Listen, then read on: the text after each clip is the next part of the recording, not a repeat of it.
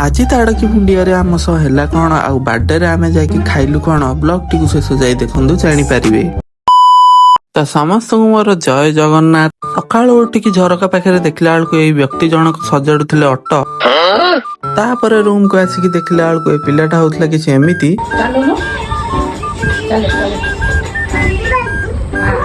ତାପରେ ଓମ ବାବୁ ଆଉ ମୁଁ ଚାଲି ଯାଇଥିଲୁ ବୁଲିବା ପାଇଁ କି।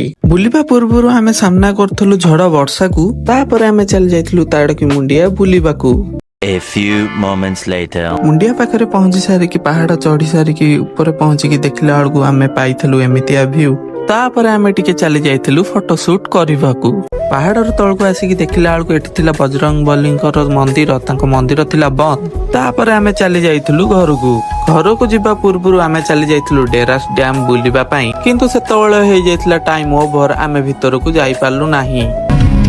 ତାପରେ ଏଇ ପିଲାଟି ଦେଖଉଥିଲା କଣ ଆପଣ ମାନେ ଟିକେ ଦେଖି ଦିଅନ୍ତୁ। Are you kidding me? ତାପରେ ଆମେ ରିଟର୍ନ କରୁଥିଲୁ ଘରକୁ। ଘରେ ଆସିକି ପହଞ୍ଚିକି ଦେଖିଲା ବେଳକୁ ଏଠି ଚାଲିଥିଲା ବାର୍ଥଡେ ସେଲିବ୍ରେସନ।